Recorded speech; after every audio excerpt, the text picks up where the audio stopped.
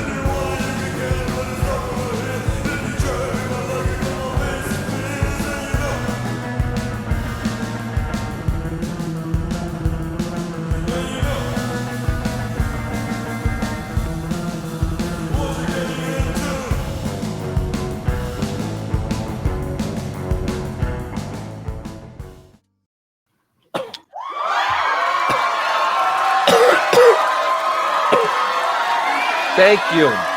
Hey, thank you. No. Thank you. Okay, all right. We appreciate it. All right, ladies and gentlemen, thank you so much and welcome. Fucking A. Man. How about it's the end of the year. Yeah. It's the last. Well, what's interesting is that the Christmas episode is technically the last episode of the year. And this is our first episode of the new year. New year. This will be that is correct. Yes. And as you guys are seeing it, you guys are watching it on Sunday. We're doing this on Friday because we need to we like time traveling. Yeah. And we like time traveling. We also like R&R too after a while holiday. That's actually one of the reasons amongst several reasons why we're pre-recording this is I'll be up bright and early to show up at Arrowhead to watch the Chiefs beat up on the Broncos, and hopefully the crowd will be nice to me. So yeah, that'll be fun. Joe, how was your week? It was it was another week. Yeah. Just fucking enjoyed the holidays. Christmas. Yeah, I was gonna say week after Christmas. Week after fucking Christmas. Got the kid, got my daughter Christmas evening. After we left the in-laws or the girlfriend's families, we picked her up from her mom, had her all fucking week. She goes home tomorrow morning. Okay. Just because I want to get a little bit tipsy on fucking New Year's Eve. Nothing wrong with that. And not trying to set bad examples for the children. No, I think that's it's very responsible. Everybody, I have to ask, like, what are you sipping on right now? This is a bourbon. Okay. It's from a distillery in Kentucky called Buffalo Trace. It's actually familiar with Buffalo Trace. So when the market isn't like it is right now, this is normally a $40 bottle. Okay. But because it's so hard to get a hold of, it's upcharged to $110 a bottle right now. Oh my God, dude! Oh, how's that fucking $10 glass of fucking whiskey doing for you right now? Like freaking. Oh, I have a bourbon budget each month, and this month I just happen to be able to get my hands on a bottle. I enjoy it. It's a good sip.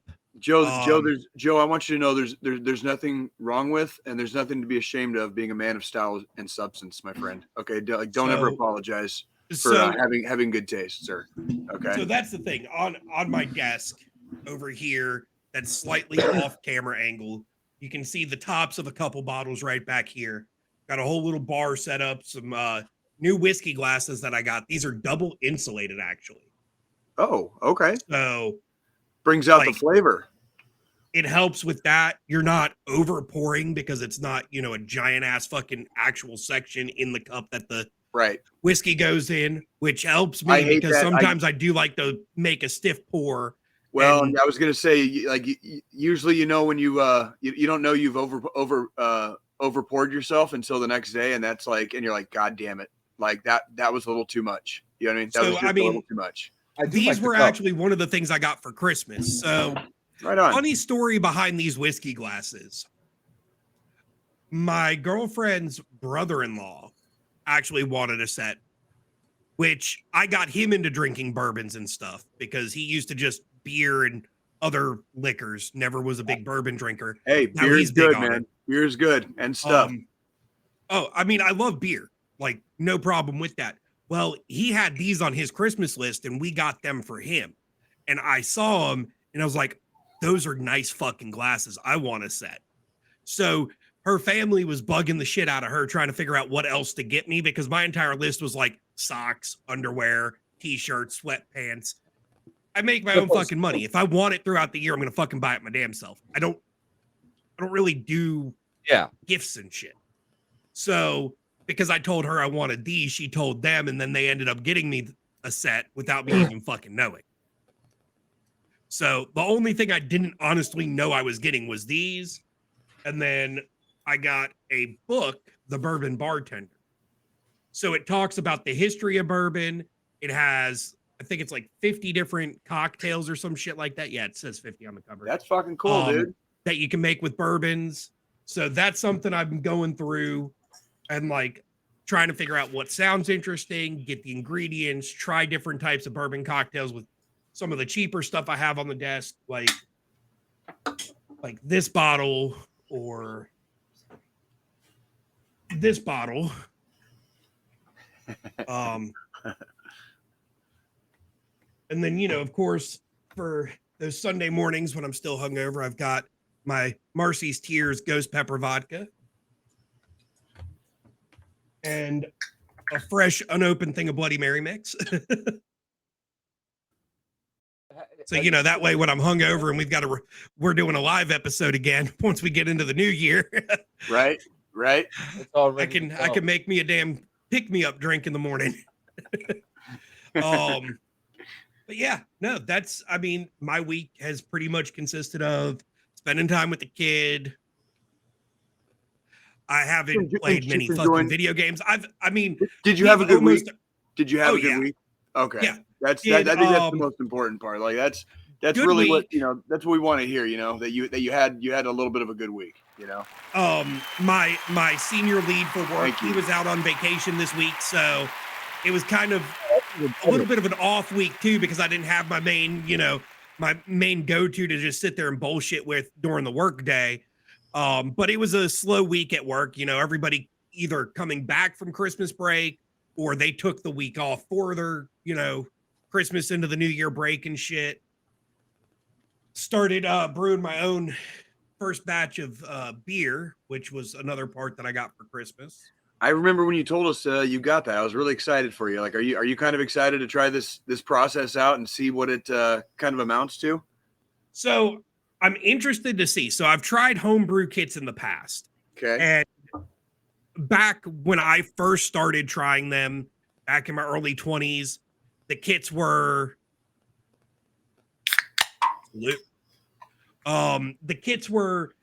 came with all the fresh ingredients. You had your hop packets and you had to boil everything down and like every step of the process. Right. This one's a real simple kit that's got these cans that have the wort already in it. So that bitch is sweating. All of that shit's already boiled down into a concentrate. And all you really do is you take and put 2 quarts of cold water into the fermentation tub. You boil 4 quarts of water. You add the wort to the hot boiled water. Then you add everything in here. You let it cool down between a certain range. And then you add the yeast packet on top. Let it sit for 7 days. After 7 days, you bottle it. You let it sit in the bottles with it says just regular granulated table sugar for another 7 days, so it actually gets the carbonation. And then you can throw it in the fridge and start drinking it after it chills after 24 hours. Are you doing specific flavors? I pulled the lid off one time to smell it earlier today, and it definitely smells like fucking beer at this point. No shit. That's like when I first put everything in here, it didn't smell that appetizing. But now you can smell the alcohol coming off of it. How long ago did you start the process? I started it last Sunday. So it has already been a week then. Okay. It'll be officially a week. Days. Okay. Even around about 9 o'clock the night of this Sunday. Okay. So is there a specific flavor that you're doing? So this one is a oatmeal stout. I decided because the kit came with 3 different flavors. So it came with an oatmeal stout, an IPA, and then a Pilsner. Are you a fan of oatmeal stouts? So I like oatmeal stouts when it's cold weather. I like the way I look at it is stouts are your cold weather beer. You're sitting around a fucking bonfire with the guys. It's cold outside. Stouts are that thicker, more beefier. I envy you. Anyways. I envy you for like still having like a sense of taste. You know what I mean? Like, this is very interesting to hear like the actual passion. Yeah, of alcohol making from you, Squillini. It's actually kind of cool because you're you legitimately sound like you have a definitive interest in the subject. Yeah, I've heard you talk about a lot of things that you enjoy, but like you have like a full on like blast knowledge about what you're doing right there. Dude, do you guys want to open a bar? I blame my alcoholism for that, John. I blame my alcoholism. Do you guys want to open a bar? We should open a bar and like let the mafia like fucking like launder money through it. I'm okay with that. I got a couple cousins that might finance it. I got a couple cousins too. With the last name like Squillini, you've got a couple fucking cousins that'll finance that shit. So I mean, it's stereotypes are based on reality sometimes. What are you gonna do? Okay, what are you gonna fucking do? I mean, that's the thing. I can't be mad at The Sopranos. The Sopranos is my fucking family, pretty much. We'll take business from gangs too. Yeah, but like, the thing is, if you're anywhere on the streets, just fucking hit us up. Okay, we're veterans for hire. Okay, we're not exactly the A team. Okay, so don't be fucking looking for some crazy shit. All right, like, but no, we're more like fucking C or D squad. We're nowhere near fucking A. Like, we're halfway through the fucking alphabet at this point. If you're calling us, you're really screwed if fucking A through Z haven't fucking fixed the problem. Did you ever see that? What was that South Park episode where like Stan turned 10? And he went to that fucking group that like had the same promises because he had like where he just didn't give a shit about anything, and like it was just like this like lame like Morpheus, like when they came in and all they did was get drunk. So like when they came in to like save the day at the end, they all just ended up like. Well, see, and that's kind of where I was going to go with like John saying I've got these tastes for stuff like this and a passion. What really caused it was... I have a taste for oatmeal. I like oatmeal. Well, I like fucking oatmeal too, but that, doesn't make you an oatmeal aficionado. No, I'm a pizza aficionado. We know this. Oh, no, we fucking know that. Like, you're the guy that'll eat pizza for fucking breakfast. No. We just heard it. John, since he just fucking had a drink out of like $110 goddamn bottle fucking bourbon right there. I want you to tell our listening audience about the fucking pre-rolled joint you fucking have and what it's fucking made of, please. Like, I want to hear this shit. So for New Year's, and guys, I'm in New Jersey. Disclaimer: it is legal there. You don't give a fuck if it isn't. Like this. Yeah. Our podcast is not about that. There's a disclaimer for a reason, Joe. Okay. So here we got this thing called. Sorry. Cannabis diamond. They look like cornflakes or whatever. Cannabis diamond? You say cannabis diamond? Diamonds, yeah, diamonds. They look like little cornflakes, and they're stuffed into the cannabis, and then it's rolled into the flower of the cannabis, which is put into a joint, which is wrapped in keef. for our listeners who are not as plussed up in the cannabis game, what is keef? Keef is pretty much the extra residuals of the cannabis that is used after you ground it up. It's the the good stuff, the terpenes, the flavor, the seasoning, the salt, the pepper. So you're basically smoking a joint made of a joint, made of like 3 different types of weed. Yeah. And it's like, so like when you get back from Saturn, okay, when you get back from Saturn, don't give me any ideas, Squilini.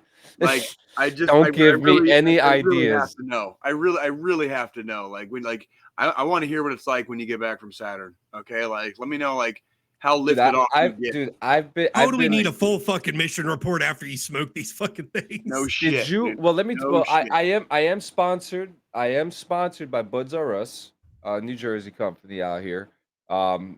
Still trying to figure out where that's gonna go.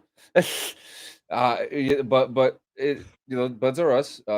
Shout out. I actually doing a photography job for them in a few weeks. Listen, I've been to fucking Planet Z. I've been to Planet X the last couple days. All right, and let me tell you something. Look, a lot of veterans are open cannabis users, but we also gotta also say the other side that it affects everybody differently. That is correct, and I will 100% go on the record by stating that like it is also not a miracle drug by any stretch of the imagination. It's not a miracle drug. It is just that for some people it works very well. And don't let people tell you it's not a gateway drug, because everything is a gateway drug. Hey, you can turn anything into a gateway drug. Have you stepped outside your front door and just fucking looked around lately, dude? Like fucking the world is a gateway drug at this fucking point, dude. Like, I wouldn't blame fucking anybody for fucking looking for a little bit of fucking rest and relaxation somewhere. Okay. Absolutely. Like, seriously. Yeah. I mean, and that's the thing. Like, John has his cannabis. I have my liquor. Like, we all have our own fucking vices. That's basically, yeah. The thing is, as far as I'm fucking concerned, it's perfectly okay. Just because I sit here and I enjoy a nice glass of fucking whiskey every once in a while, more than once in a while, just the really nice ones I only enjoy once in a while because of it. I know what you mean. Not like Chris Bodette though, right? Chris, but yeah, like did you mention, dude? I can't. I like 5 liters in one sitting, right? Hey, stick around. Was this the Sailor Jerry's incident?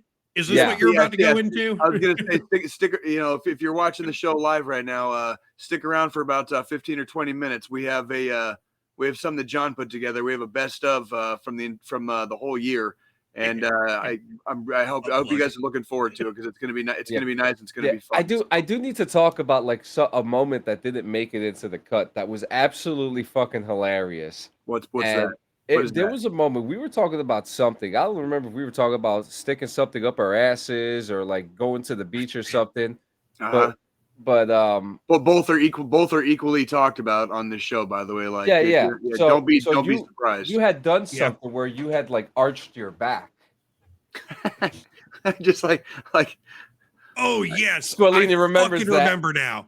Remember that? We picked on Jay hardcore after that fucking incident too. Hey man, I ain't no fucking shame in my game, homie, dude. Like, there's a reason this back arches, homie. Fucking $20 is $20.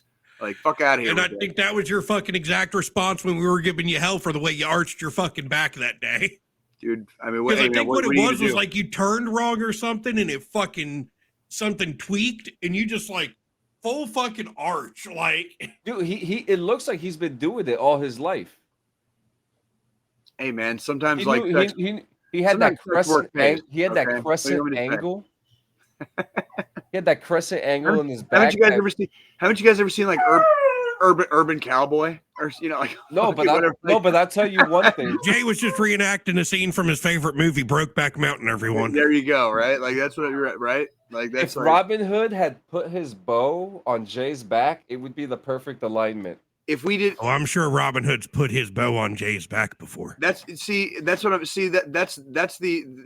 like there's the rub right there, right? See, because like if we didn't inject some amount of like gay humor into the show, it wouldn't be a veterans fucking podcast. You know what I mean?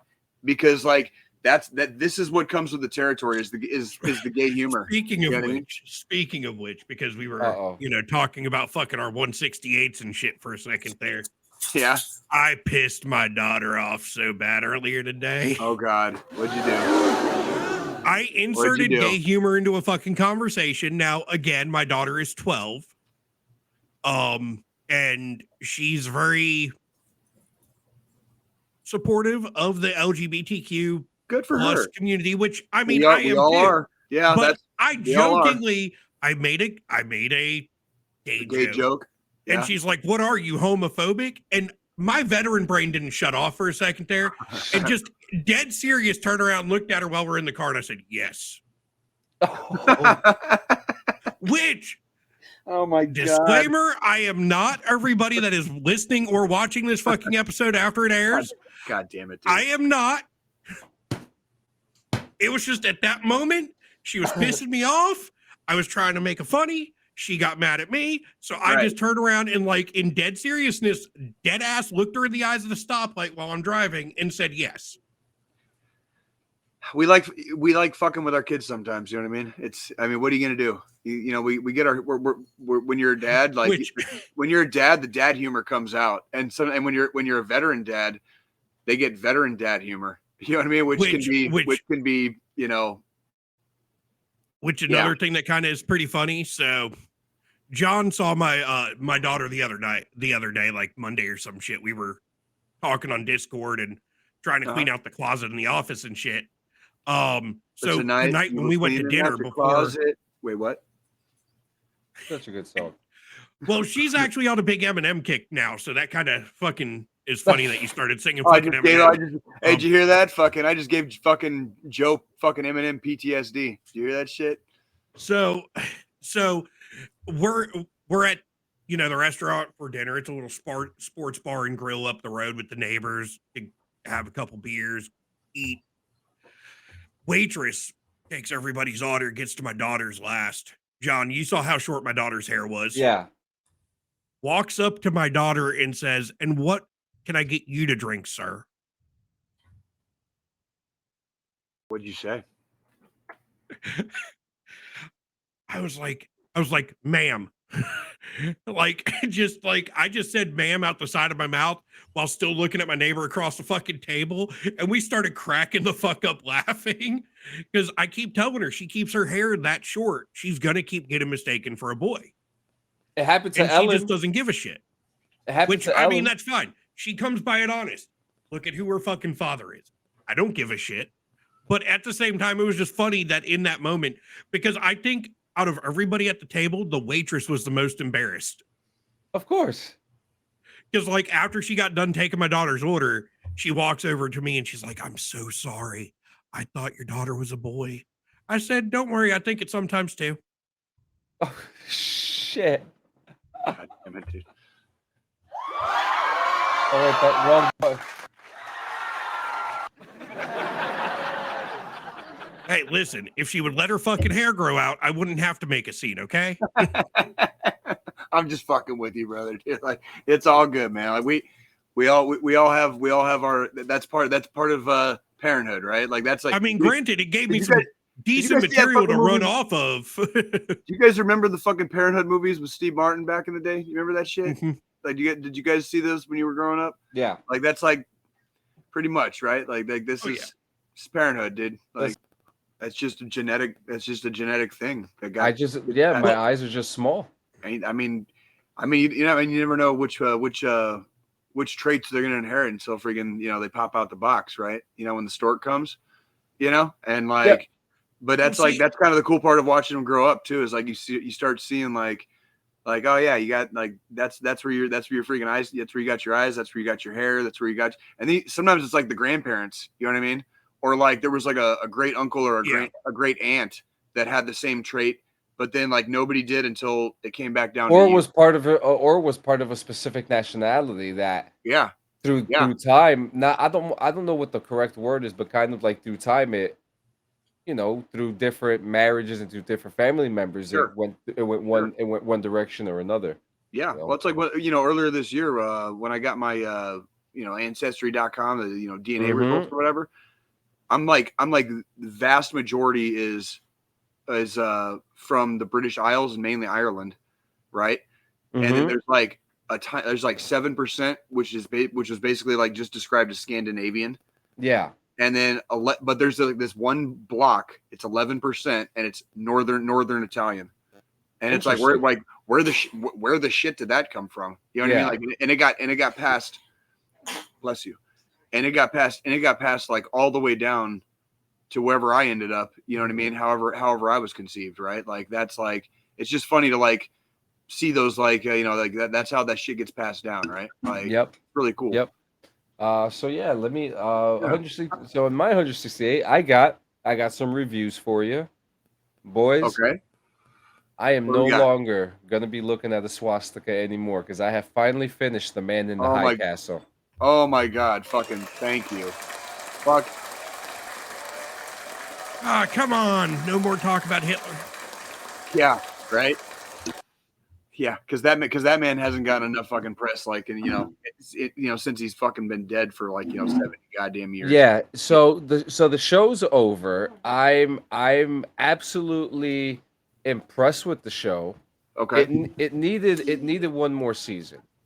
And why do you say? Like, can I ask you like why you say that is without like yeah. So to you don't want to get spoilers or whatever. Yeah. Well, I won't go into too many spoilers. You know what the show is about, an alternate timeline show. But it goes into the sci-fi realm when a set of tapes is discovered, and it's said that these tapes are part of a parallel universe of our world that we're in today, where Hitler died, we won the war, things like that.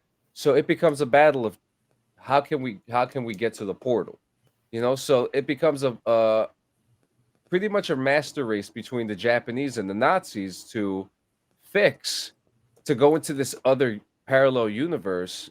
And for the Nazis, it's to invade the parallel universes, and for this one Japanese male, Tagomi, it's to fix everything. Sounds fascinating. Yeah.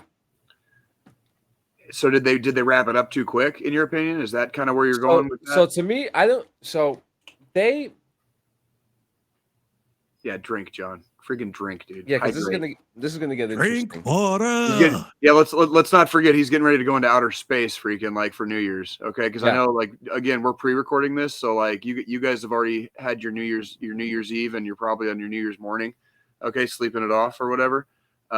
John's probably still freaking like orbiting fucking like one of the moons of Saturn right now. Yeah.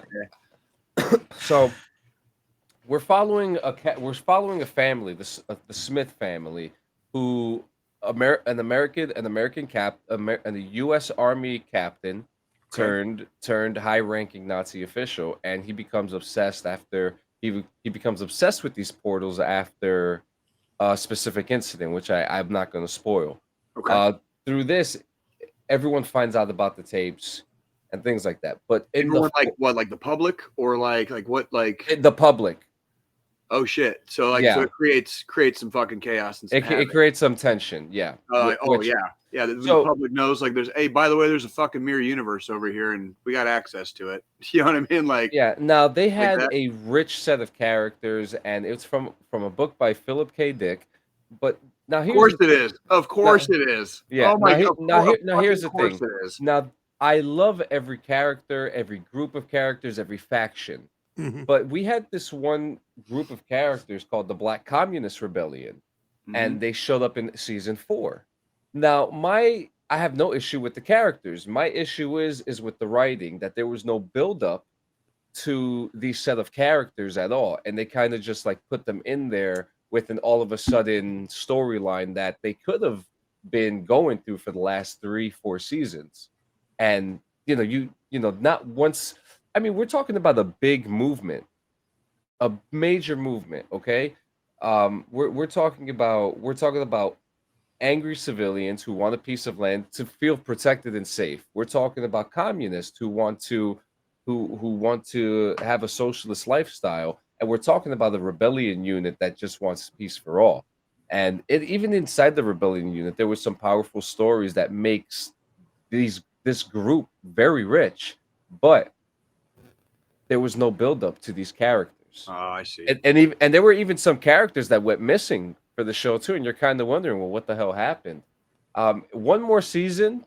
They could have given me one more season to kind of tie up some things, or maybe another season to build up the BCR, because I Okay. think they were probably the best storied group that was written in the Okay. show. I love the BCR. They great arguments, great action, but where were they for the last 3 seasons when they could have written them in this whole time? Sure. So, I On the I 10 want on yeah. the 10-inch scale, like on the 10-inch scale, like where are you trending here? So we're looking at 7. Okay, we're looking 7? at 7. Yeah, Okay. Well, that's okay. great writing. The writer of the show himself said that he's been wanting to portray the book into a show or a movie for years. So he definitely knew what he wanted for this. Have And you ever read Philip K. Dick? no, but I've heard of many works of his that all of us have watched. Yeah. Westworld. Do androids dream of electric sheep? You know, that's what became Blade Runner.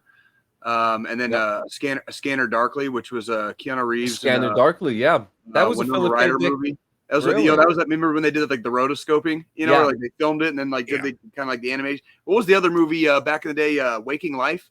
You ever see that shit? Yeah, that's Like, exactly it. Yep. Yeah, like fucking did that rotoscope. That was actually kind of a cool movie too.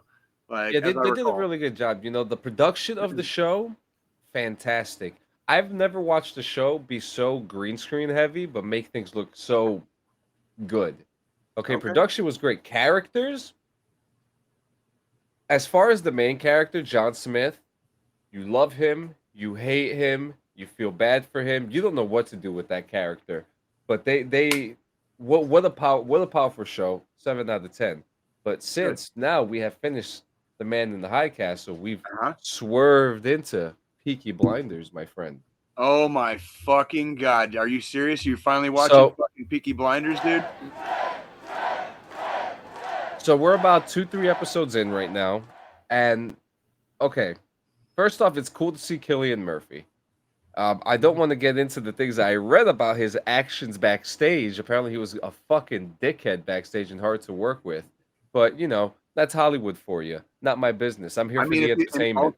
If he's like staying in character too, like if you've seen the show, I mean, he's not exactly the nicest person. Yeah, he's not exactly the most personable individual. You know what I mean? Like, so it's like you either you're either in with him or you are fucking not. You know and what I that mean? is Like, something that I really enjoy about the show so far is the gang culture.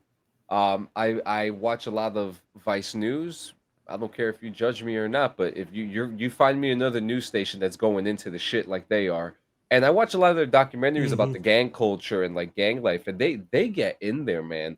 Yeah. And so a lot of that stuff when you see it in the modern days, it's just like, you know, this is a tight knit group, and you're really curious about like learning about like who was that guy in Australia, that outlaw in Australia who the goddamn, I know exactly. Did he Heath Ledger make a movie the about farmer. it?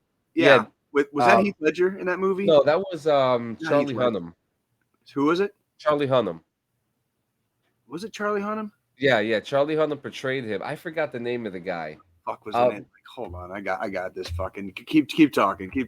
You know, when you, because I think about like during that time, because he had a gang, he had a group of, you know, rebellious outlaws that rode with him. killing. Oh, Ned Kelly. Fucking Ned Kelly. So I kind, Yeah. I kind of get that vibe, but then I'm looking at these. There's a lot of nations in here. We're talking about Scotland, Ireland, English, all in a fucking bar. Nonetheless, okay, all together in a bar. Yeah. And this brotherhood gang culture, mafia-esque style in the early 1900s. It's yeah. Oh yeah. I'm sorry. Go ahead. yeah, early 1900s, right after World War I. It's incredible. You know, you start the show off with a beautiful shot of Cillian Murphy riding on a horse, and you know, you already get the vibe like, okay, well, this dude's the hombre. You know, this is the guy right here. You don't want to fuck with this guy. You know, and I mean, because you know, I'm going into this blind. You know, no pun intended. And little did I know is that the name of the show is the name of the actual gang. Right. Sam Neill is in it. Yep. You know, well, one of the greats. He's one of the greatest actors, I say. You know, from Jurassic Park. He was also in some vampire movie too.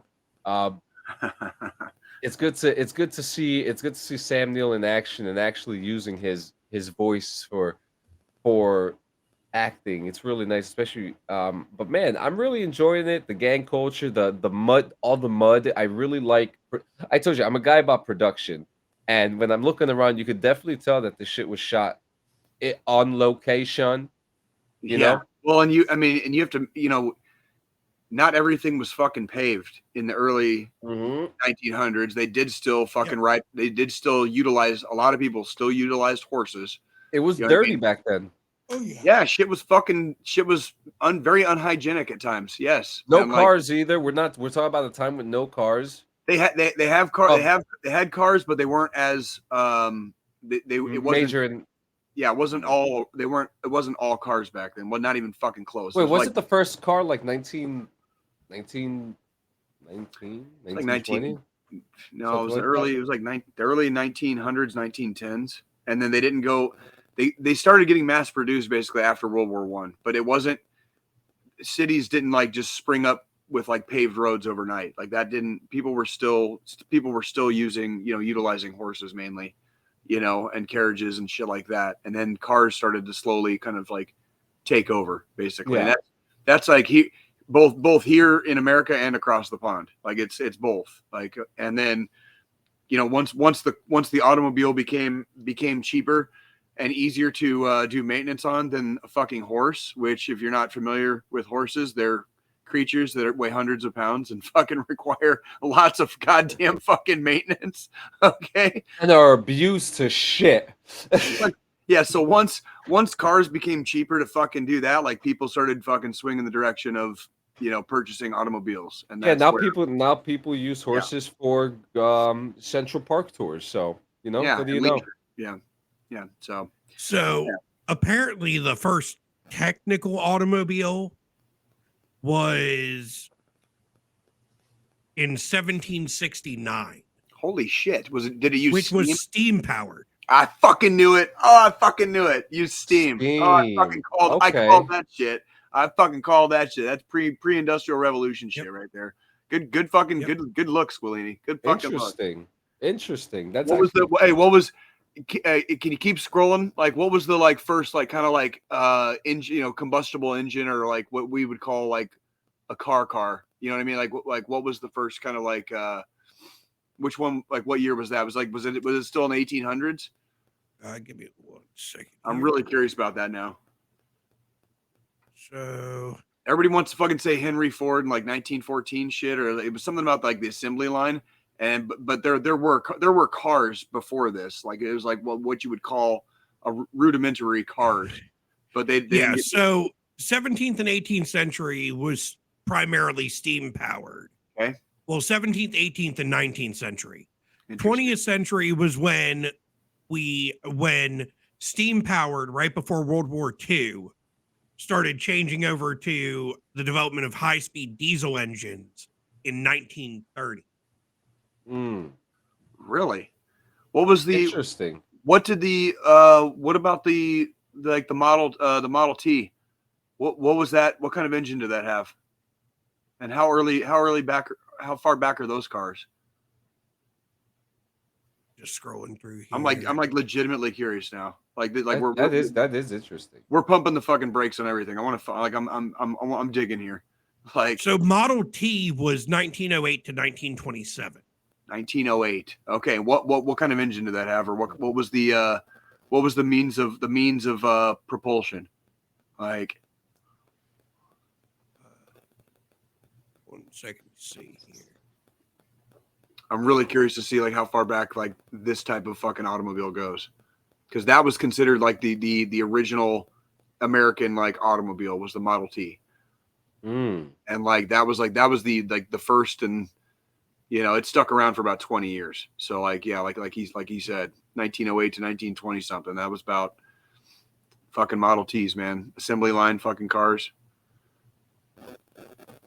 I'm really curious So about this. Model T was a 4-cylinder gas Four-cylinder. engine.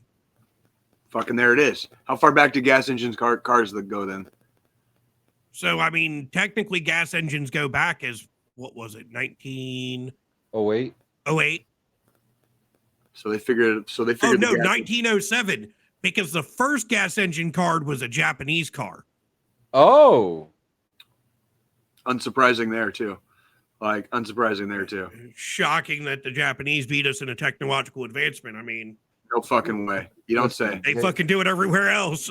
Listen, they telling got you, fucking they got toilets that talk to you nicely and kiss your ass while doing it too. With So fucking it's like- bidet, with fucking bidets and everything, dude. Like, shout out telling to you, Mike listen, J. don't the bidet shout man. out to Mike. I was about J, to say, don't diss Mike J and his fucking bidet, okay? Listen, I Part learned of his a lot. morning I learned- routine. I still need to fucking get one of these fucking things. Like I feel like I should be pampering my fucking booty hole a little bit more. You should try You know what I mean? You should try one of the sample ones at IKEA. What do you mean a sample one? What the fuck No, does just that sit mean? just sit at the toilet at IKEA and just shit in it. It's fucking, God damn it. It's like going into a fucking Home Depot and just Just go in there, man. dropping a fucking deuce Just go in in the there. toilet. God damn. What is- wasn't that like one of the stunts on Jackass?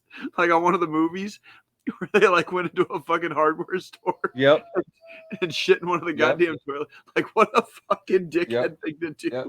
Like Yeah, but who does that shit? that was my week in Go find you review. a nice high, like a 5-star fucking hotel Yeah. where even the fucking lobby bathrooms have them.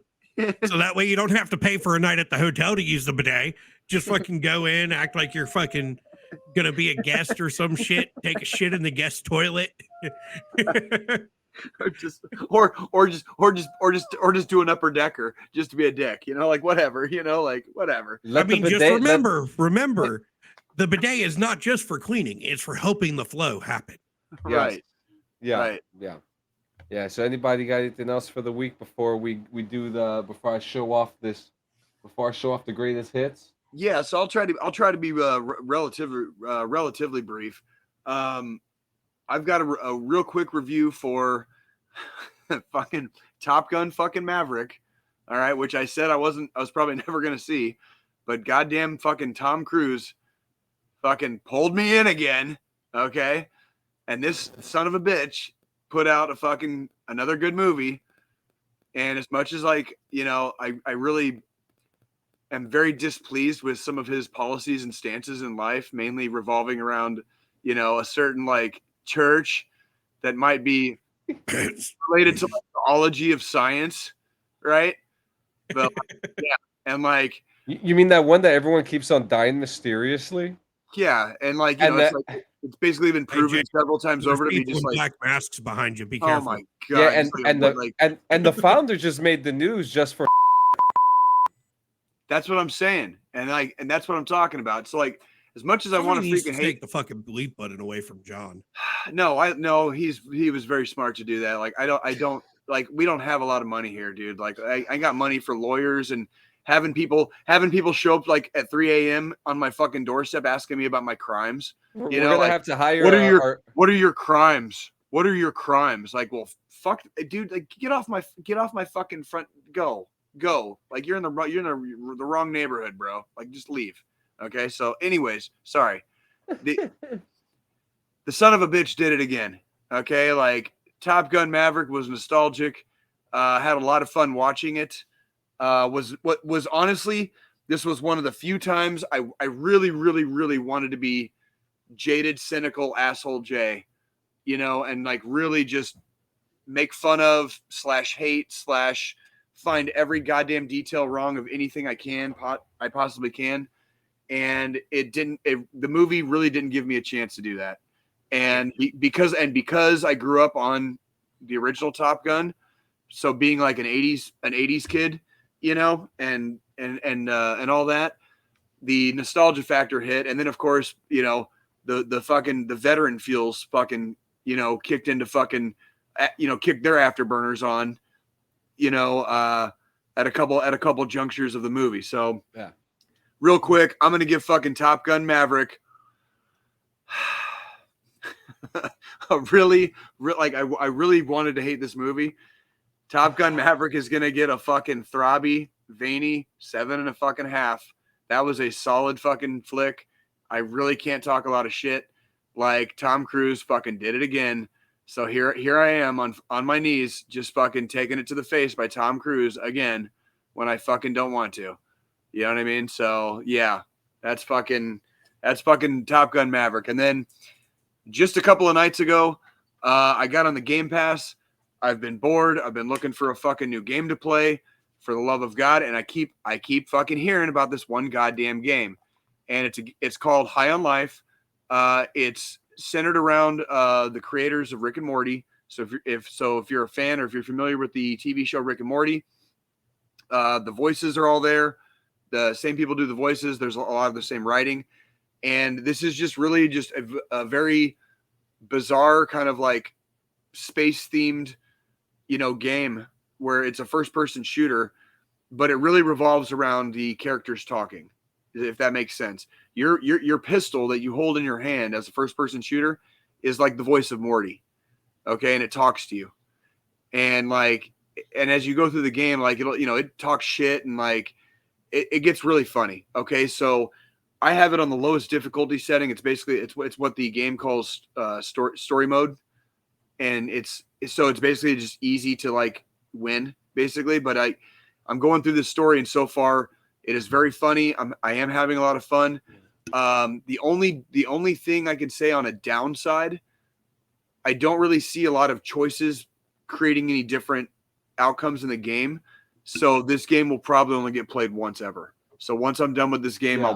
I'll be entirely done with the game, like just with one single playthrough. I haven't That's seen a okay. reason yet. It's fun. This is one of those games where if you're having a couple of glasses of Joe's $110 bottle, or if you've maybe imbibed fucking one of John's fucking take you to Saturn fucking cannabis fucking pre-rolls, you know what I mean? This would be a really fun game to fucking play, because that is what I'm kind of getting out of this game. If you're a fan of Rick and Morty, you will probably like really enjoy it. On Jay's It's got the Rick and DD2, Morty humor. It really does, and so it lists back and forth from kind of the bizarre humor to like, wow, that was really fucking dark. Like, holy shit, you know what I mean? And you're kind of like sitting there like, oh my god, you know what I mean? Like, so yeah, like one of them is like, yeah, I'm not gonna, I don't want to say. It's kind of like giving away spoilers. Like, they say some funny shit. So yeah, on DD214 Gaming's 10-inch scale, I'm gonna give this game a fucking. On the first playthrough, I'm going to give it a fucking solid fucking 8 out of fucking 10, dude. This was a fucking winner. This is definitely a fucking winner. 8 out of fucking 10 for High on Life. Written and voiced by the creators of Rick and Morty. So that was fucking, I'm not all the way through the game yet, but I am enjoying it. I'm enjoying playing it. Again, only downside, and that's probably why I lost 2 points like really, really quick, was I don't see myself probably replaying it once the game is over. So Yeah. Great game though. Great game. I am actually having fun. Found myself chuckling a couple times, like, which is, rare for me sometimes, you know what I mean? When I'm playing games, like I don't, it's nice. It's nice to have a video game make you laugh again. You know what I mean? Like, it's nice. So yeah. What you got, John? Well, shit, man. Well, for those who haven't seen the best of yet, Oh, here we go. we're gonna let you watch it right now. Gives us a chance to just take a breather real quick, and get to laugh with us. But this is the best of DD214 Gaming. Let me make sure I'm getting the right tab up in here. All right, and a 3 and a 2 and a.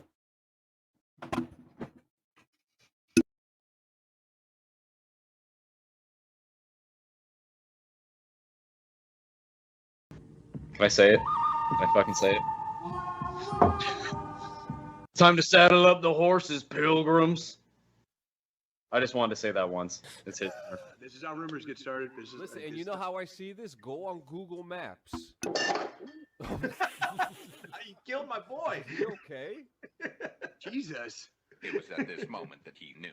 What was that? Fucked up. You all right there? No, we're good. Guys, go on Google Maps. Get your shit together. Get your Make shit this together. look bad as a unit. All of your shit. Get it all together. Put it in a bag. Just seeing that every time I see him bust out some fireball, it gives me heartburn. It's either him or it's me. It's one of us that does it, you know. And someone always dies at the end of the night. I mean, Somebody always fucking dies. Yeah, I mean, it was just. Is that not the story of every fireball night? I think somebody it was always like, fucking Yeah. dies. it was Like that's I'm pretty sure back in the day, my entire existence left my body due to fireball. Oh no. Well, I really hope that this isn't going to turn into a moment. So we always take a chance and we hang out together. that's the scary part. Somehow it always does. Like the whole, it's all built inside by like the local like structural artists. Did we really buy Sailor Jerry's last night? No, you bought Sailor Jerry's. I bought Jack. Did you bring your Jack? No, Are you gonna share the Sailor Jerry's with me? absolutely fucking not. This fucking guy. Us veterans are. So me and Midnight Mass, aka Dickhead, aka Dylan Mason. AKA, I love love hearing you try to pronounce Spanish. Like midnight mass with some tortilla sauce. Yeah. I'm sorry, man. Go ahead. Shut up, bitch.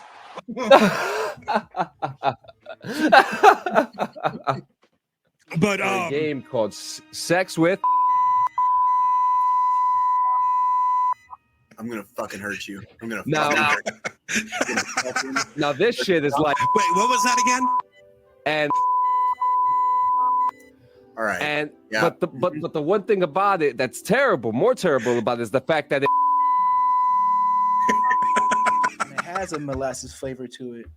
So whenever I do it, make a desserts or whatever, I use coconut sugar if I want that deep, rich flavor. You know. Deshaun likes it deep. He likes it deep. He bottoms out. Deshaun. Oh, yeah. shit. God damn it. Yo, what's up, everybody? How's it going? How you doing? Welcome. Hey, doing good. Hanging out, vibing, listening to how he wants to get his feeling hurts for fantasy football, but I mean, don't know. That's the part. That's the part. I think that's really the part I'm not understanding yet, and I just don't get the actual appeals because, like, how can I get my feelings hurt if nobody's even fucking talking? You know what I mean? I think I just deleted the fuck. I think I just fucking deleted the fucking picture. Uh-oh. Oh, you fucked up, John. Hope you fucking can find it again. I got it. You're fired. Yeah, fire yourself, John. You're fired. I'll send in my papers today. You guys ready to watch hundreds of millions of dollars? Fuck. Jay? He fucking froze. That is priceless face right there. Picture. God damn it. God, he's lost like all of that Chili's ass. It's just a joke commercial, bro. Oh, he's talking about this. What? What is it? What is it? Yeah.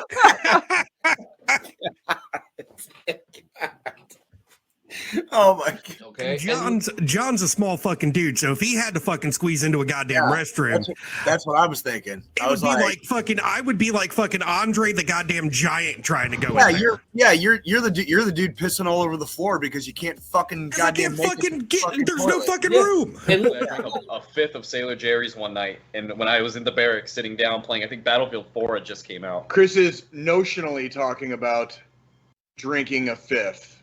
Okay. Oh no, the whole thing went down. And like I was hungover until like 7 o'clock.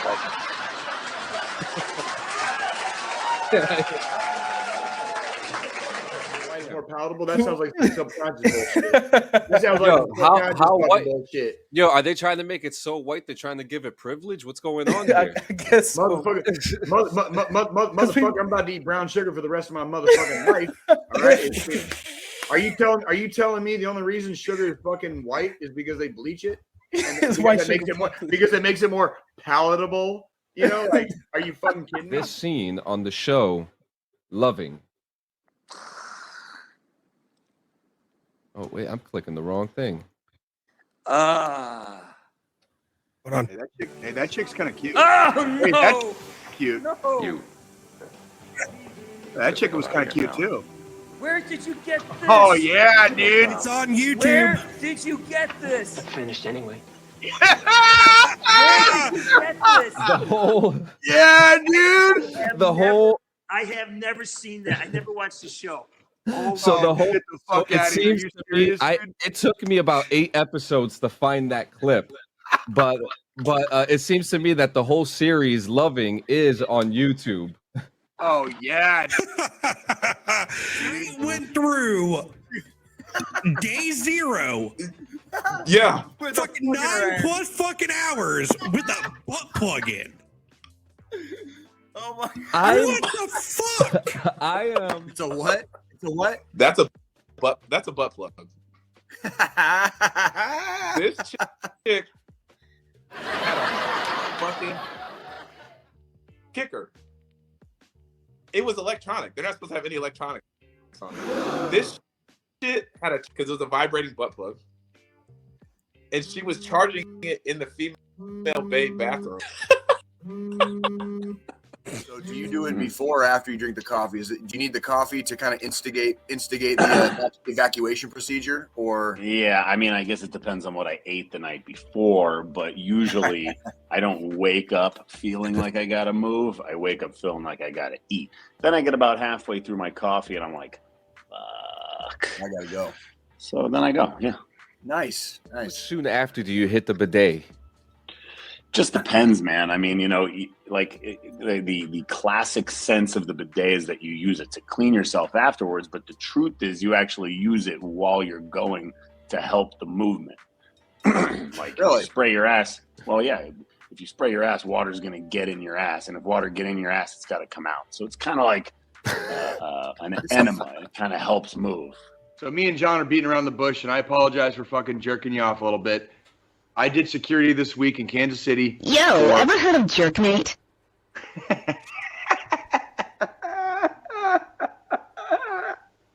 Like anybody fucking listen to the show right now, just like turn their phones immediately off. Like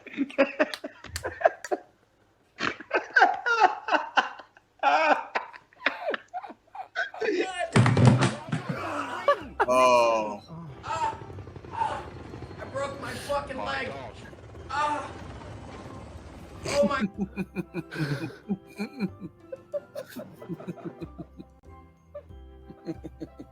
Okay, like that's the only thing I did, and like I know nothing about it. Like you guys make it interesting enough that like I kind of give a shit when you talk about it. Like, Nope. nope, nope, nope, nope, nope, nope. Yeah. Well, Do he it. doesn't like us. For No real, balls. that's a complete 180 right at the. Oh, Bet you won't do it. Oh hell no! Oh no. You stay in there, motherfucker. Let's go, Full baby. throttle times fucking 10. You better get your ass off the couch, soldier. Get that ass off the couch and get that fucking beach body you've always wanted instead of that fucking bitch body you've always had. All right? Get out there. Let's get a tan this summer, motherfuckers. Let's get motivated. 50 bucks. Fuck this shit, I'm out.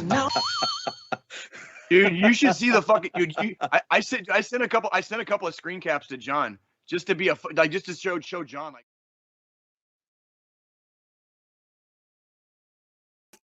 Listen. There's a couple things that we need to talk about this. One, are you still eating brown sugar, Jay?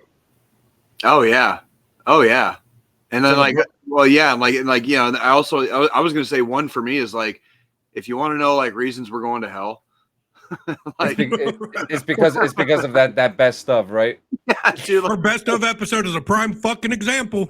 yeah, just like the way we were laughing at that poor kid that broke his fucking leg last week. Like, Yo, fucking, that I'm God. still listen. That shit was so funny. Okay, now I got a couple. Now I got a couple questions. All right, now, and I'm asking the both of you guys. All right, what you got? What you got? And anybody watching, sound off below in the comments because we need to hear from you. Who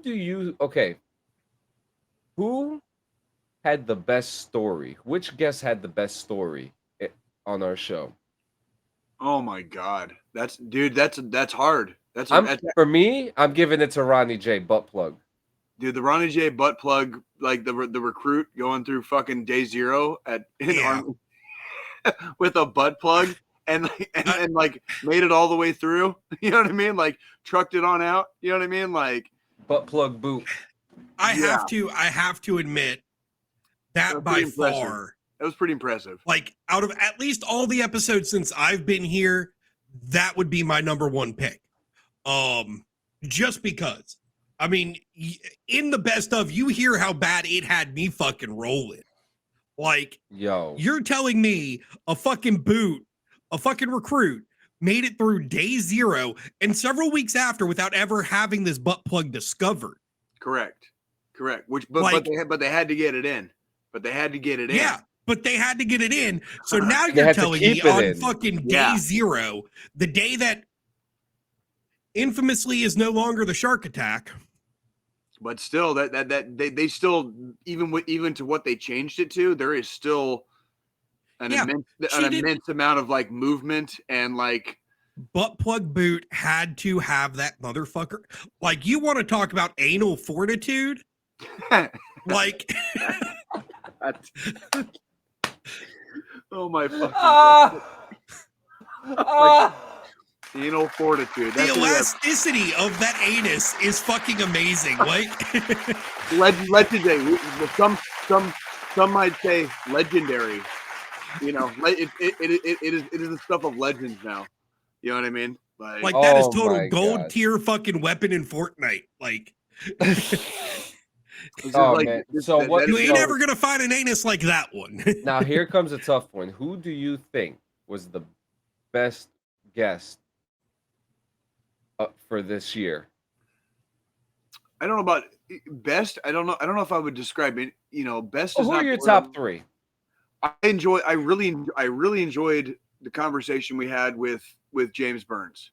I really enjoyed that conversation. Like, that was just a really, you know, everybody was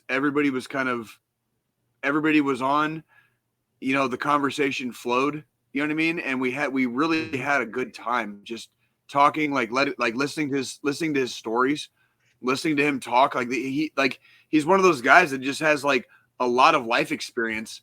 And sometimes it's nice to just shut the fuck up and let somebody tell their fucking stories. You know what I mean? Because I really enjoyed that. I really enjoyed that. Like, what really made that a great show and made James Burns a great guest was it wasn't like we were sitting here talking to a celebrity or to an actor or anything like that. It just felt natural, like we were talking to one of the fucking guys. Like we're sitting across from each other at the fucking bar. You know what I mean? And sitting across each other from the bar, swapping stories, drinking fucking beer together. That's what it felt like. Yeah. And that's what I enjoyed about that episode. Absolutely. Now, I 100%. Am going to be a little biased here on one of my picks. My episode before y'all extended the invite to have me sit here with y'all every fucking week. He's his favorite guest, guys. Just because it was my episode. And then obviously during that episode, I did something in that fucking episode that made the two of y'all think, hey, we need to bring this fucker on full fucking time. I don't know what the fuck it is. I don't know how the fuck I impressed you two crazy ass some bitches. But I'm still figuring it out too. I'm you know, like, last contact I had with my head was like, I don't know, like 10 fucking years ago, bro. So like, it's all good. Like, nobody ever fucking knows where I'm at anyways. So, you know, I've got to throw that one out there just because it went from I was a guest to I sit here with you guys every fucking week for 2 hours, which is a good story too. So 2.5 hours. You're not wrong. Fucking week. You're not wrong. And I agree. I agree that I'm so glad that since we've had you, because like the mold of this podcast has been like kind of like functionally reformed, because it does kind of like it does take at least 3. Oh, it's a magic number. But yes, it is. You know, like, for some reason, this this podcast can balance, itself. It can balance itself with 2. Yeah.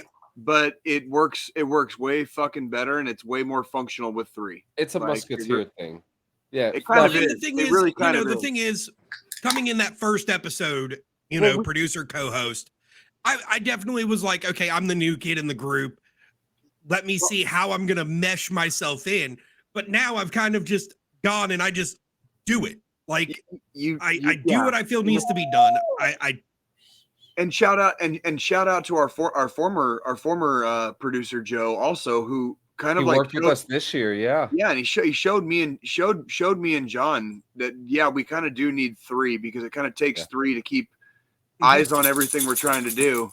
And he took time with Squillini too to show him some stuff as well. Yeah. Well, because I want to add again, like it cannot be stressed or stated enough that when we do our show, we go live once a week. So we have to be somewhat functional. You know what I mean? As far as like we can't just blow this out of our asses. Like and there is a production element to it that if we want to keep it, if we want to keep the fucking range between the fucking left and right fucking Orange fans, you know what I mean? Like in front of us, it does take more than just let's call it 2 co-hosts.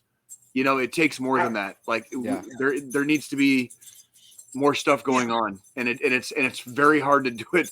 We've made it work and we've balanced it before, but it's very hard to do that with only 2. Like for all the stuff that we want for not only ourselves but for our viewing audience. You know what I mean? Yeah. So that. And after that, I know we're talking about favorite guests and whatnot, and I'm still kind of stuck on me saying me, which, like I said, it's biased it's okay to a to love sense, but at yourself. the same time, look at the content we've gotten after. Look at the content the community's gotten, our listeners and viewers have gotten since the decision of everybody putting bugs in John's ear, and then John talking to you, Jay, and then John coming to me and being like, yo, Squillini, you want to join the show? And me just saying, fuck it. Let's see what fucking happens. I've told John several times, I'm actually looking at trying to do more podcasts. I'm enjoying doing podcasts now. And it's just, this has kind of sparked an interest in me. I want kind Jay of like to have streaming his own sparked an podcast. interest in me. I want Jay to have his own Roadhouse show. That would be fucking crazy. Like, I mean, I do could like probably a do it. 45-minute fucking episode. I would have a lot of episodes if I did like a Roadhouse throughout my whole life. I have stories for days, obviously, but like, I don't know how long I could make that last before I would have to like start questioning whether or not like I want to even talk about some of the nights. It could be a limited series. Some of the nights that I've had are like nights that I like. It's probably better if we just don't talk about it. You know what I mean? Like, and when we all have had those. At least I know I've like a 6-part series, Jay's Roadhouse. That sounded really weird. It was meant to be. I mean, well, for me, I love when Justin Lutz came on. That episode was a lot of fun. That was fun. I had a really good time, obviously, with Pablo Martinez, Chris Patterson. Oh, but look, I have to break it down to 3. Number 3 is Yumi and Lore. Number 2 is Crazy Ace TV. Absolutely. Crazy. And it was the first time someone has ever called you out and finally spoken to you about fantasy football. Which was actually funny because Crazy Ace was that was fucking hilarious. Speaking of which, I can do a final review on fucking fantasy football. It's fucking like the football season is over, and like in my league or whatever, it's like, or this like last week. Well, who won? I don't know. I have no idea. I don't know. Fantasy football sucks, dude. It's the dumbest shit. Like this is literally the dumbest shit I've ever fucking done in my life. Okay, Yeah. So like I have no love for like. I will never again fucking do fantasy football. I'm deleting the fucking app as soon as the fucking season's over. Like I will never again. Like that is that like I have no idea. Like I don't fucking get I don't get it.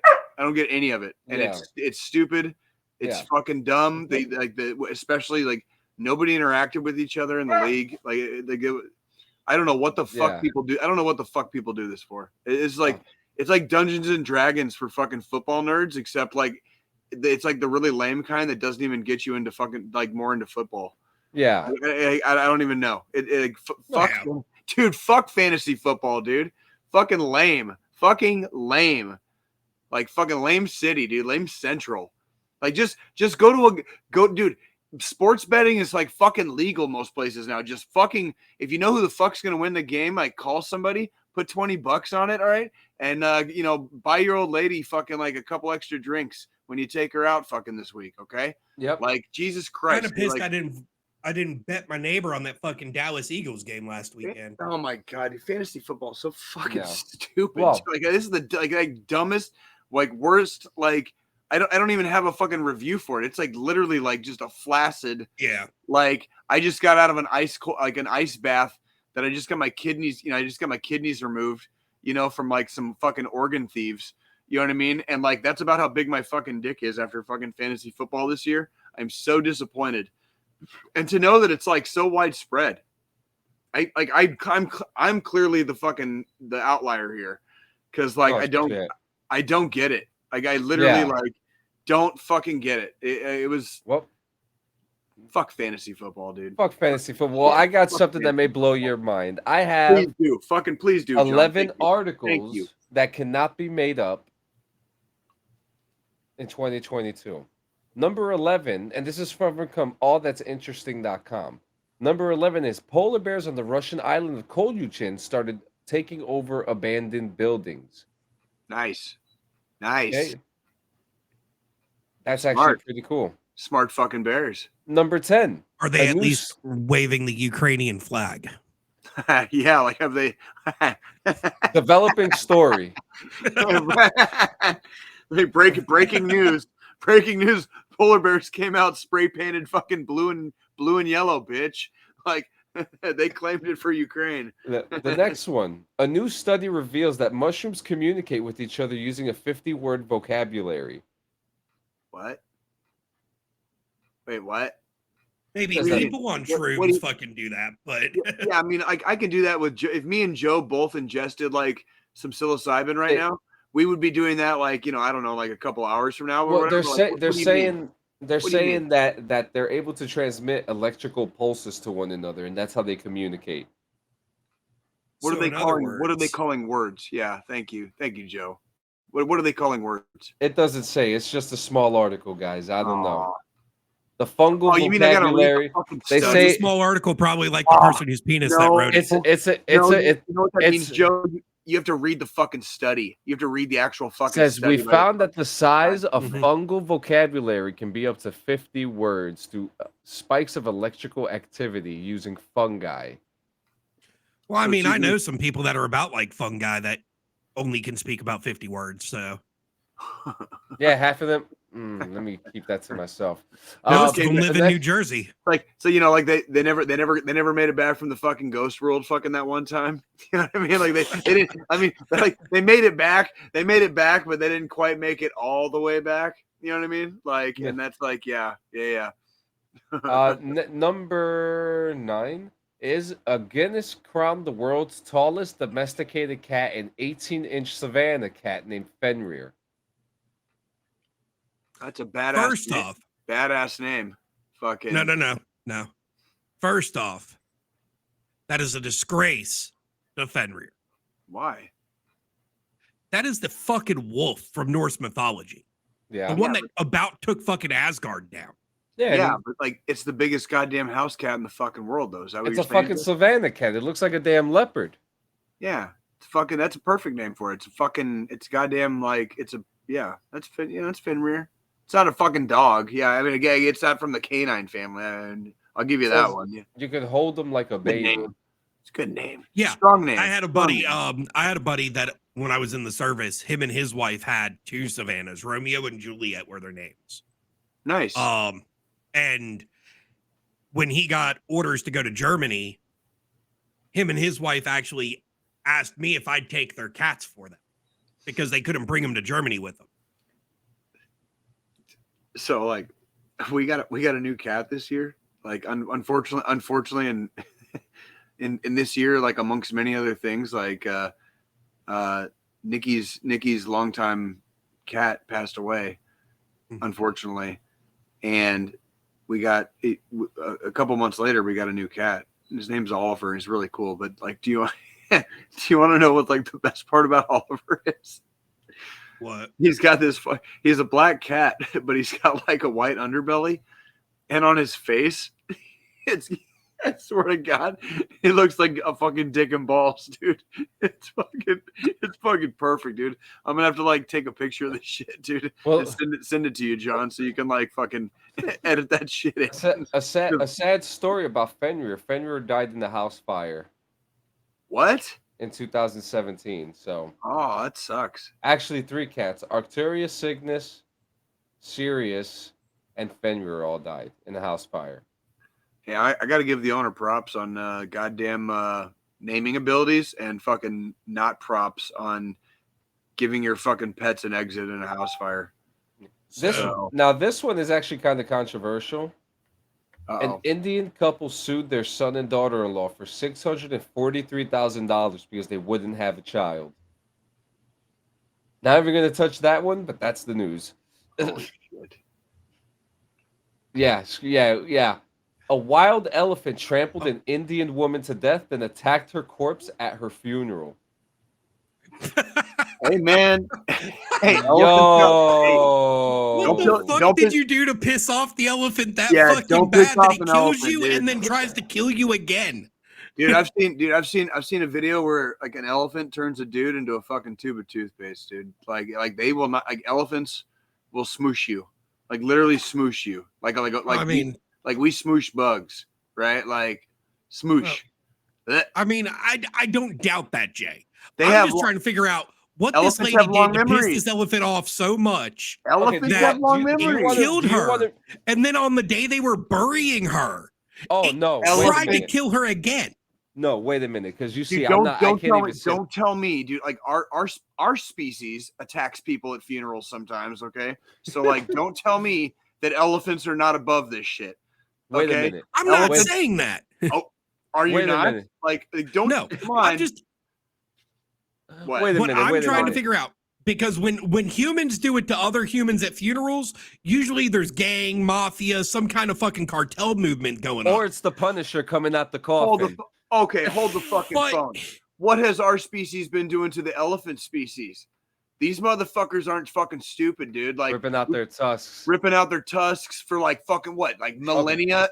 Fucking millennia at this point. You're like using them for like battle wagons and shit. Like so now we have fucking elephant gang on human gang violence going That's on. what Is I'm that what saying. we got going on? I'm pretty sure that's exactly what the fuck it is. Because if I was the fucking elephants, I'd form a goddamn gang too, and I'd be like, "Fuck the humans, dude!" Like we'll fucking just take over our goddamn reserve here. I'm sorry, anti-human elephant. I'm sorry, John. Go ahead. John, go you ahead. guys got to listen to this though. It said one day while drawing water in Odisha's district, 70-year-old Maya Murmu's life was cut short by a wild elephant that appeared suddenly and trampled the old woman. All right. She unfortunately succumbs to the injuries, and her grieving family began to prepare for the funeral. There was one uninvited guest who came with a herd. This very same elephant that killed Murmu came with a larger herd in tow, and the elephant rampaged the funeral, knocking her from the funeral pyre, trampling her body for a second time, and tossing it, and then running off. What the fuck? So yes, it was elephant gang on fucking human fucking problems there. This motherfucker killed this bitch, came back with his gang, and then killed her again. Yo, SA, you done came into the wrong savannah, motherfucker. Like you fucked with the wrong elephant, dude. Like, God, what the fuck? That has me asking questions like, what the? And then part of me is like, John, where the fuck do you get the time to find these fucking articles? What the hell are you searching over there? how bad can you piss off an elephant? Like, what did you do, lady? What did you do to that Yo, elephant? she was That 70 was what years I was old. She fucking did asking. something. All right, the next one. The right, Cambodian next, government had to beg people to stop picking ultra rare penis plants. Wait, what? What is this one? The Cambodian government was told to stop picking penis plants. What's a penis plant? Oh, wait a minute. That's not the. Oh, did you get the picture in the podcast chat? I sent a picture of Oliver's dick face. That's the penis plant. Huh? Really? No, he does kind of have a dick face. Look at that. See? Yeah. Yeah, but that's the penis, the Cambodian penis plant that people had to stop telling people to stop picking. What are they picking it for? I don't understand. Like that only like vaguely looks like cock. So it was more. I'd call that the condom plant more than anything. It is called a penis fly trap. The phallic blooms are so popular for tourist selfies. Plea for asking people to stop picking the plants for photos. What they are doing is wrong, and please don't do it again in the future. Thank you for loving natural resources. It's a low-nutrient soil and relies heavily on its pitcher to draw prey, which, when it drowns with its digestive fluids, giving the plant the nutrients it needs to survive. Huh. Penis plant. Okay. Next, a Harvard scientist said he believes a meteor at the bottom of the South Pacific houses alien technology. Bull fucking shit. Where like what? Please read some of that. I want to hack this one to fucking pieces here in a second. He's saying that a small meteor broke through Earth's atmosphere and fell into the South Pacific Ocean. It now rests on the sea floor in countless tiny pieces. He believes that there's technology there. The ideal scenario is that in any addition to tiny fragments, we would find a piece of an advanced technological device. I would love to press a button on such an object. It says that he theorized that the 2-foot meteor originated outside the solar system. 2 foot? 2 feet. 2-foot meteor. With alien technology. Yeah. And something that he wants to press a button on. Yeah. How much fucking dude? What was fucking dude? Shrooms. This dude never made it back from the ghost. Never made it back from the ghost world. Deep dive on that later when edible. That dude's fucking inhabiting the ghost world right now. All right, we're almost done. A 500-year-old mummified goatalope was found inside the melting glacier. What did you say? Go to what? Goatalope. What is that? Its skin was still intact. Is that when a cantaloupe and a goat fuck? I guess so. Goatalope. Yeah. Or a jackalope and a goat. Even though jackalope doesn't get antelope and a goat. Oh, we're coming into the end. Peel Island off the coast of England put out an open call for a new monarch. Who's this? Some country. Wait, God, slow down, John. Slow down. Wait. That is the most descriptive answer we are ever going to get from fucking John. While he's looking at the fucking article, some country. If this ain't a fucking in addition to being a gaming podcast, if this ain't a fucking veteran podcast, I don't know what is. Like that's basically like the most non-answer possible.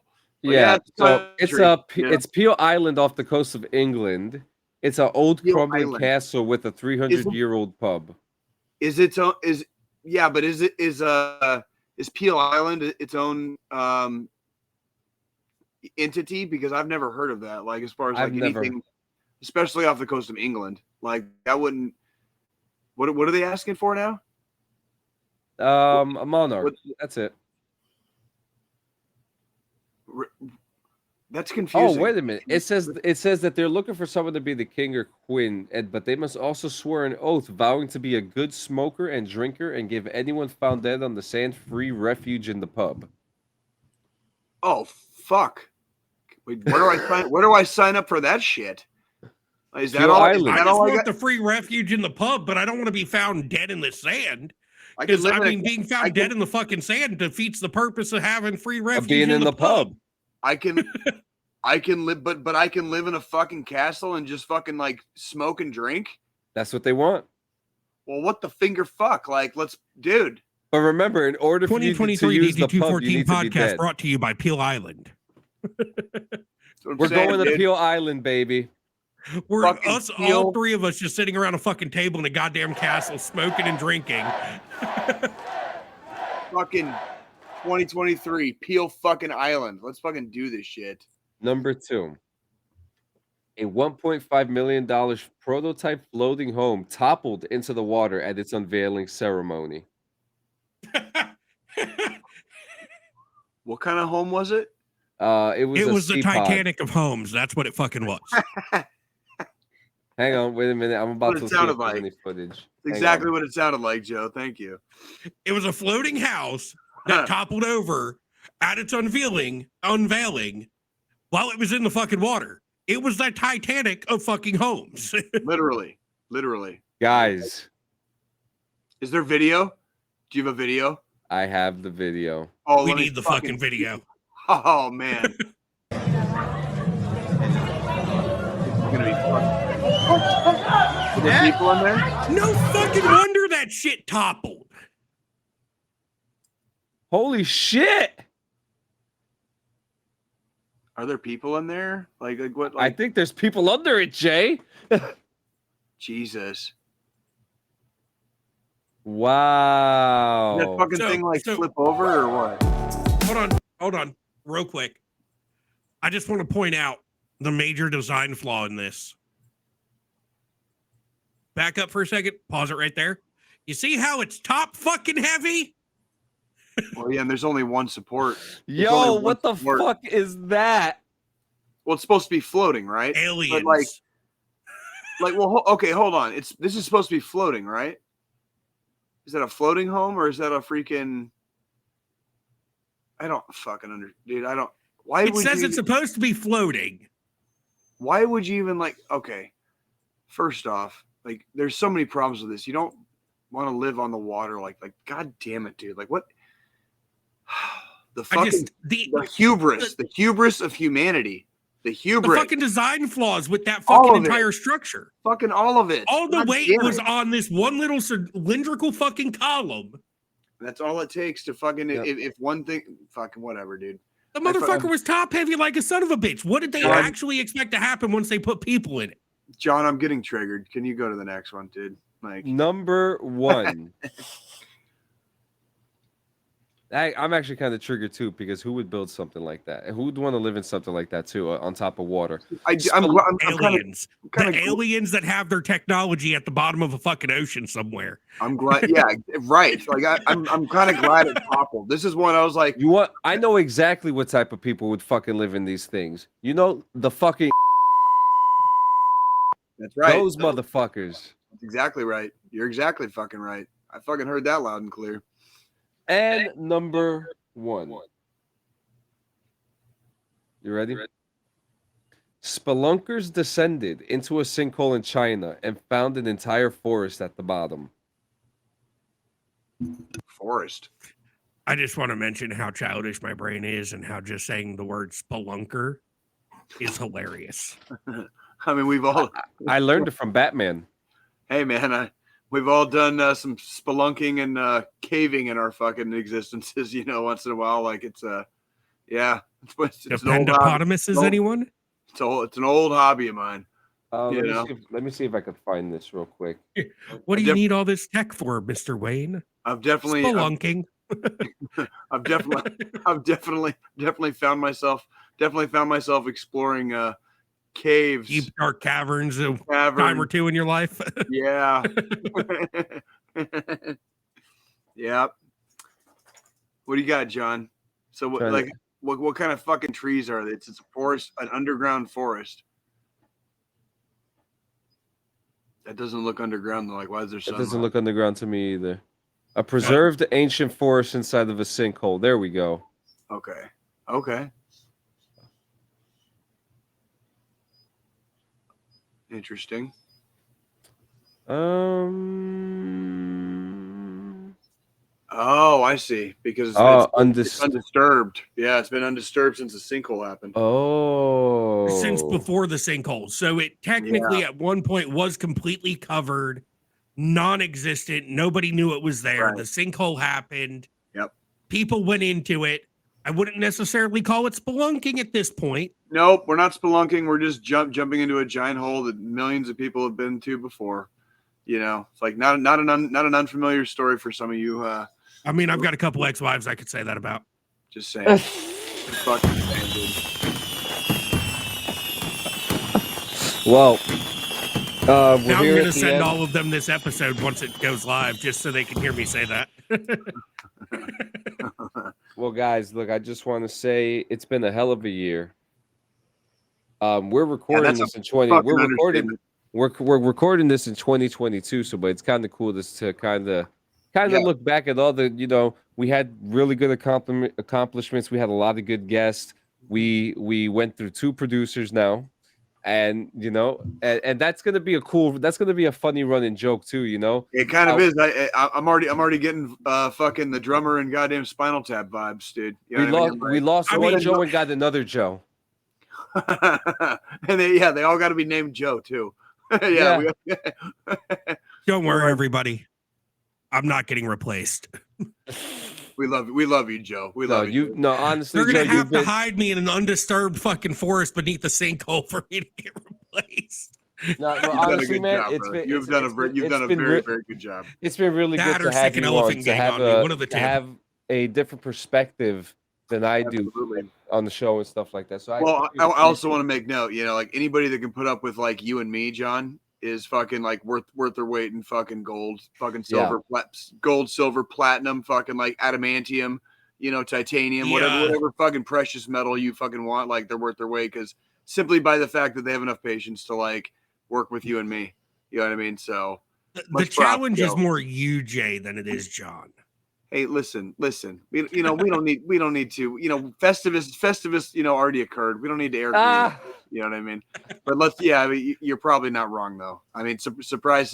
Like, yeah, Jay wears his heart on his sleeve and fucking cries a lot. What are you gonna do?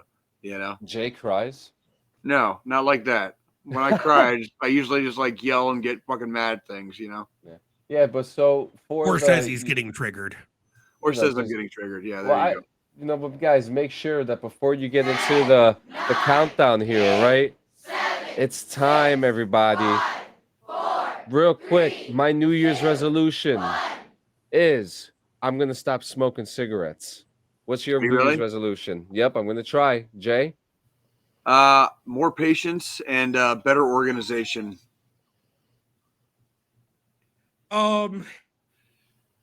Fuck, I haven't even really thought of fucking about my damn New Year's resolution. I mean, my big thing's going to definitely be getting back into enjoying my hobbies and work-life balance. Hell yeah, man. Because these last several months, it's gone down the shitter. Lost everything. Haven't fucking streamed since management changeovers at work. I went full time and then got promoted and then got promoted again. So I'm definitely this year I'm planning on getting back full swing into everything. And there are several projects in the pipeline. I definitely want to echo that because in addition to you know, being more organized and having as much patience as humanly possible in my day-to-day life, I've been like, I started reading again, you know, which I used to be very passionate about reading, you know, and it took until like this year for me to like start getting back into it. And eventually like that became like, I used to write a lot, and that's something that like going back to like stuff you used to enjoy and literally just taking just a little bit of time for yourself to like enjoy stuff that you used to really enjoy, you know, like that's healthy. That's very healthy. Absolutely. And that's the big thing is, you know, I haven't streamed. I still play my video games. Whether it's the Xbox in the living room or my Nintendo Switch, I still have my games that I go to. The thing I like with the Switch is if I'm sitting there in between meetings and I've got a little downtime, I can still play a fucking game while I'm at work. Just in between shit, just quickly pig out a couple matches and fucking Smash Bros or something, beat up on some fucking kids. Yeah. Go back to work. That's right. I still have my stress relieving outlets and I still use those. It's just getting back into doing what brought me to you guys, what brought me to the attention of the DD214 Gaming Podcast, which was, I'm a veteran, I'm a streamer, I do content creation, and the only content I've been putting out for the past several months is this. I mean, I've completely stepped away from all that other stuff, mainly since the fucking name change. Because just my motivation just went down the fucking tube after fucking Disney did that shit. Well, and you know what? But that's sometimes it's I always fall back on it's not a bad thing at the end of the day to be humbled and to have to take a step back and realize where true progress really lies is that you're moving forward regardless of how far forward is on a day-to-day basis. You know what I mean? As long as the progress is forward, you know what I mean? Regardless of anything else, you're still moving forward. Absolutely. That's kind of like the infantry fucking philosophy, basically. And you speak that. And these 4 notebooks right here, what I've been doing, even though I haven't been putting out my content like I was or anything, these are all plans, ideas, projects I'm putting into motion beginning of the new year. Good. Very good. I look not a single fucking page empty. Everything's full with different things I'm going to be doing. And that's just, that's the thing. I've got to, because of having that veteran combat brain, I have to keep myself busy. I don't necessarily fault you for that. I respect it. Absolutely. Well, and I just spent my first, functional year, my first calendar year out of the army. And there have been challenges as far as going back to kind of civilian life and just kind of transferring different methods and modes of dealing with humanity, and there's nothing wrong with that. I'm far from the first to do it. It's not one of those things that's anything new. They warn you about it the day you go into basic training. And it's the one thing that you kind of take for granted. I took it for granted. I thought, my transition into the Army might've been a little bit easier because I was already 29 years old. It really wasn't hard for me to functionally transition into the Army once I was out of training, because I was already almost 30. I went in a lot later than most people. You were more mature than most people you went to basic with. Oh, absolutely. And then especially the second time around when I reclassed, I mean, fuck, I was 33. So I mean, I got to do basic, functionally twice, and I was 33 that time. And that was I was literally the old man in that one. I was the fucking the old dude, but I was able to pass on what I already, the knowledge I already had from the Army, including, knowledge from having a year in Afghanistan, you know what I mean? To the guys that, they were in basic training, and, they're only guy at basic and AIT with a damn combat patch. Well, they got stuck with a fucking reclass like me. Yeah. And fucking those poor bastards, but they got, I like to think that I fucking did what I could to freaking assist their journey, transferring from civilian to military. But when I got out, it was so easy to overlook a lot of the challenges that you face, especially when it's the first few months, the first half year, the first full year, you know what I mean? It really kind of blindsided me. And I hate to say it, you're warned, from the beginning that it'll be a challenge, and that's I've been out since 2014 and I still struggle with civilian life daily.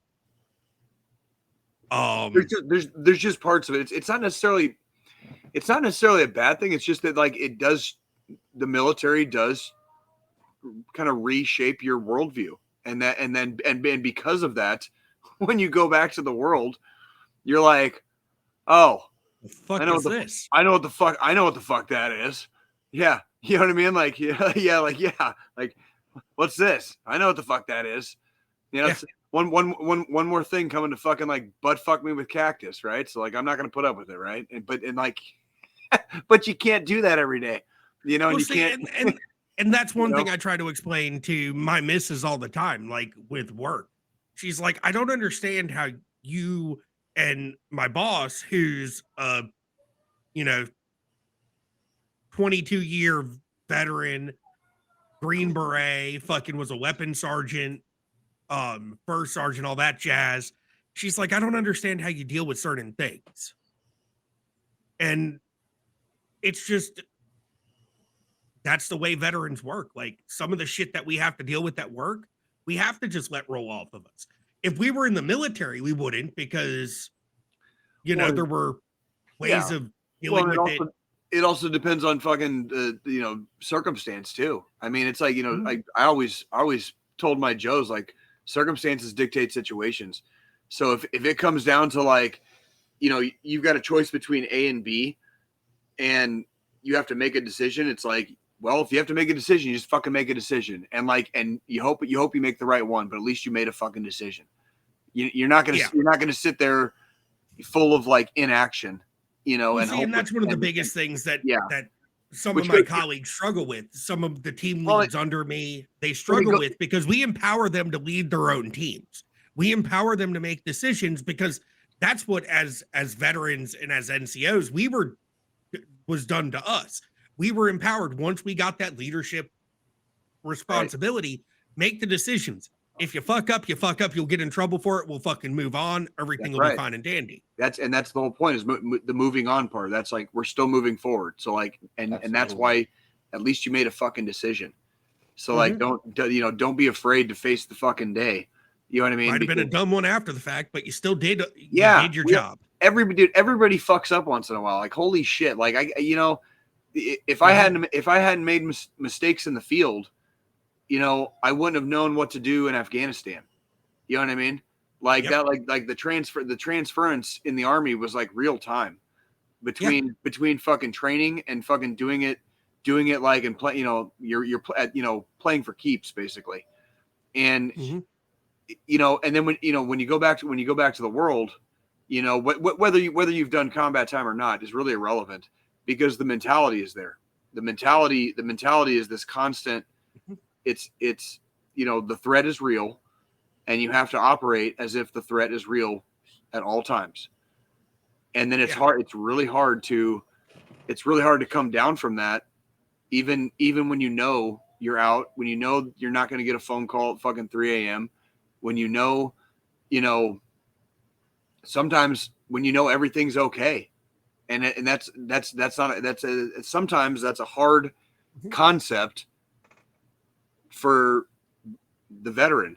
You know what I mean? If we're talking about like the archetype, the veteran, that is a hard concept. Just to know that things are okay. Just to know that things are okay. For one fucking night, things are okay. And it's hard to it's even hard to like to hold on to that, because you're still waiting for the fucking sirens to go off. You know what I mean? Like, you're still waiting. Exactly. Still fucking waiting, So. And in saying that, this would be the perfect time to segue into the final thought. All right. Is it my week this week, John? It is your week. All right. So technically for us, it's going to be the last one of the year, but for you guys, it's going to be the first one of the year. I want to wish everybody a very, very happy new year. I want to thank you guys for joining us for the last 365 days. Okay. Normally I ask you guys, for 168 hours. Okay. For this week, I'm going to ask you for another 365 days. I want to see you guys next year for next year's freaking New Year's podcast. Whatever day that might be. It's on the 1st.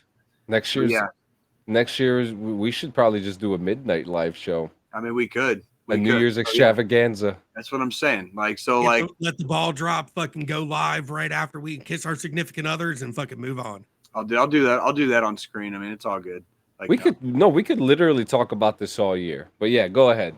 But no, I just this week I'm going to ask you guys for 365 days. If you're having